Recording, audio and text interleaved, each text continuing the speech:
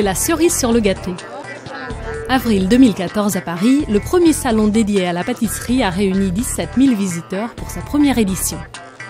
Autour de la centaine d'exposants, un public curieux et enthousiaste, prêt à mettre la main à la pâte. La pâtisserie connaît un succès populaire dont il n'est plus possible de douter. Elle rajeunit et s'invite chez les particuliers. La pâtisserie n'est plus une affaire de grand-mère de sa cuisine. En effet, on assiste là justement à un public beaucoup plus jeune. On est sur des demoiselles justement de 20 à 30 ans. C'est le côté un peu créatif du cake design dans la présentation, je pense, qui a touché cette cible-là. Parmi les nouvelles tendances, le cake design. Des gâteaux colorés et surtout très décorés. Cette technique arrive tout droit des États-Unis. La spécialiste française de ces gâteaux fantaisie, c'est elle, Élodie Martin. En 2012, sa cage aux oiseaux lui a permis de prendre son envol médiatique dans l'émission Le meilleur pâtissier sur M6. Génial. Waouh. Tu sais quoi en fait? C'est un nez énervant. Parce que quand je vois ce travail-là, c'est... Voilà, je suis jaloux. Parce que vraiment, c'est du boulot incroyable. Bravo, merci. Vraiment. Je suis vraiment amatrice, j'ai commencé à faire des gâteaux à la maison. J'ai appris en regardant aussi des vidéos sur Internet. Et l'inspiration est très américaine, mais aussi je représente vraiment Paris à travers mes pâtisseries, l'art à la française, vraiment.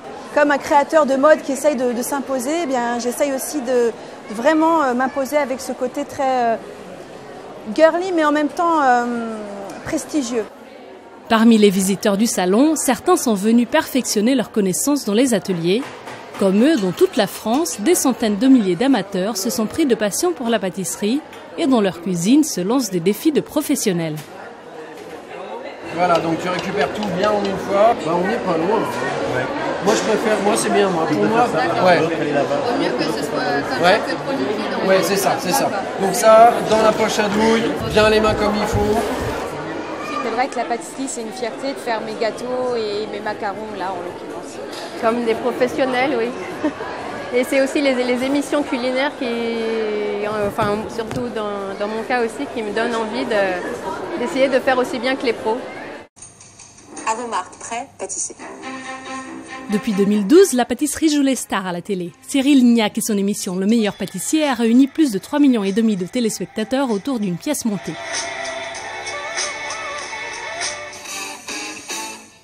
Dernier pâtissier à crever l'écran, Christophe Michalak, producteur et animateur de l'émission Dont la peau d'un chef sur France 2 et sur Téva, Le gâteau de mes rêves. On ne monte jamais des blancs qui sortent du réfrigérateur parce qu'ils sont froids, ils mettent beaucoup de temps à monter. La chaleur passe par le dessus. Un CV de premier pâtissier de la classe, un physique de séducteur et surtout un talent incontestable pour créer des œuvres sucrées. Il est aujourd'hui l'artisan de la démocratisation de la pâtisserie en France. Pendant longtemps, les pâtissiers et les cuisiniers n'ont pas marché main dans la main. Il y avait quelque chose qui se disait chez les cuisiniers. Ils disaient, un pâtissier, c'est un cuisinier qui a raté. Parce que pour eux, cuisinier, il fallait imaginer, alors que pâtissier, ils pensaient qu'il ne fallait que peser et que c'était un peu automatique. Fini donc les desserts à l'assiette, cachés dans l'ombre des plats des chefs. À Lyon, deuxième ville étoilée de France, le restaurant Tête d'Oie offre une vue imprenable sur la ville et sur la pâtisserie contemporaine. Le chef étoilé Christian Tête d'Oie laisse son chef pâtissier exprimer sa créativité. À 32 ans, Christophe Tulou compose des desserts à l'assiette complexes et géométriques, équilibre de forme et de goût.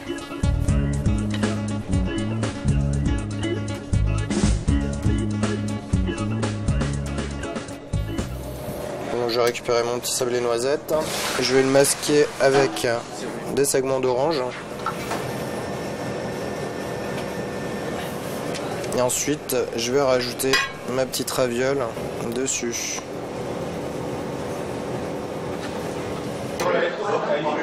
Ah ouais. Ah là là. Ah, on n'a pas envie d'y toucher tellement c'est beau. Ah ouais. La journée démarre bien.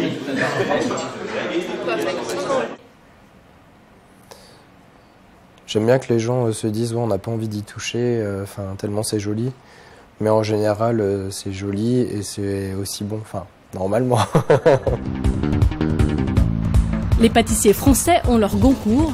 Ce sont les championnats de France du dessert. Christophe Tulou participe aux qualifications régionales pour la 2e année consécutive. C'est grâce à ce genre de concours que la pâtisserie française continue d'évoluer et de se réinventer. À force d'innover, les grands pâtissiers de demain poussent leur art à l'extrême.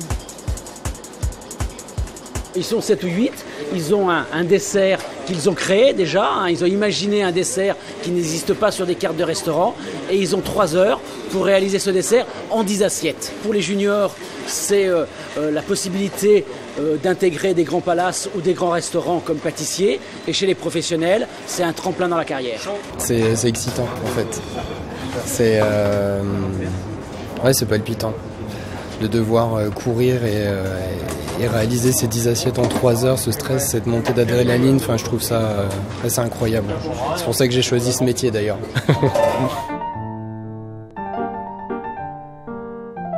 La renommée de la pâtisserie française ne date pas d'hier.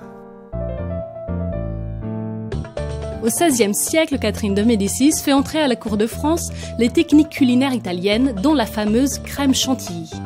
Perfectionnée un siècle plus tard par François Vatel, cuisinier des banquets fastueux du Roi Soleil. Cet art sera codifié par Antonin Carême dans un ouvrage publié en 1810, Le pâtissier royal parisien. Carême envisage la pâtisserie comme une branche de l'architecture et invente la pâtisserie classique décorative. Son influence est considérable. Ce n'est que depuis 20 ans qu'une nouvelle génération de pâtissiers bouscule les traditions.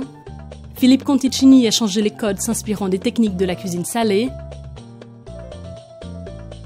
Pierre Hermé ensuite allège la décoration, impose une géométrie et donne un coup de jeune au macaron. Enfin en 2010, Hugues Pouget a fait basculer la pâtisserie dans la haute couture culinaire.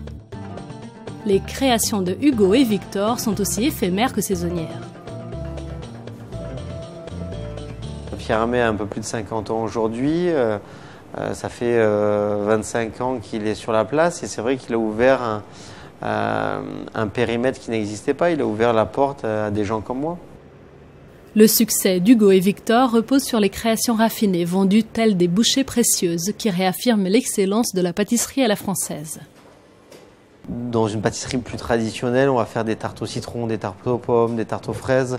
Là, on va prendre la fraise, on va la décliner sur 2 desserts et un chocolat. Là, c'est une pâte sablée avec un crémeux au fromage blanc, une dacquoise et une compotée de rhubarbe sur le dessus.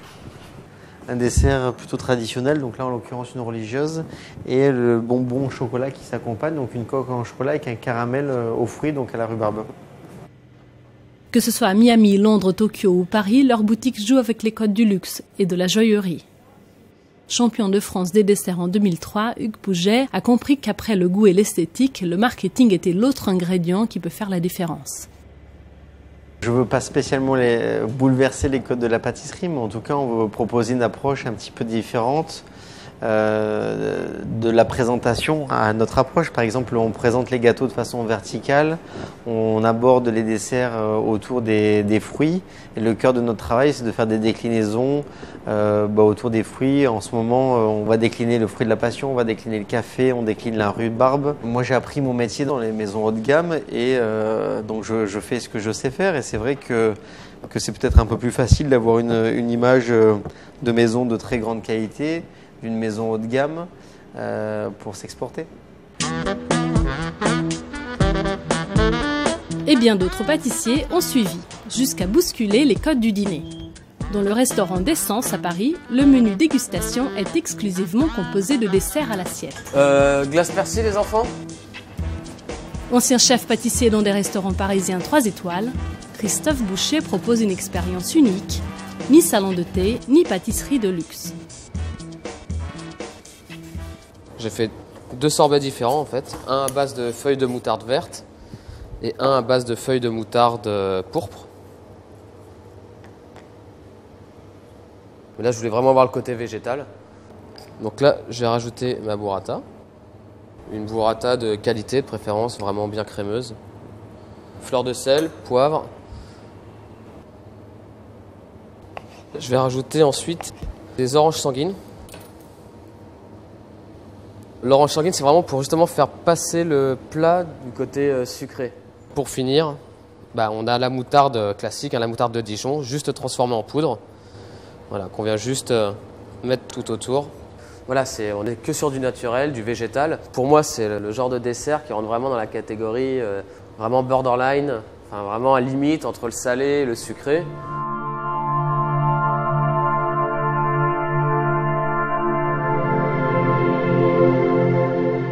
Je ne me considère pas comme pâtissier, je suis toujours considéré comme cuisinier, spécialisé en dessert. Il y a des cuisiniers qui sont forts dans les sauces, dans les jus, d'autres qui connaissent par cœur le poisson, la viande. Voilà, moi, ma spécialité, c'est le dessert. Voilà, je suis un cuisinier de dessert. Avec ses créations, Christophe Boucher nous invite à reconsidérer la notion de dessert. La note sucrée ouvre le champ à des variations qui vont bien au-delà du simple sucré-salé. Preuve que la pâtisserie et les desserts n'ont pas fini de jouer des tours aux passionnés et aux gourmets. Le dessert était souvent quelque chose qui était un peu bafoué dans les repas, qui est toujours un peu bafoué dans les repas, dans les restaurants. On peut être vraiment créatif et arriver avec une vraie proposition nouvelle au niveau de la pâtisserie, mais pas de boutique, de restaurant.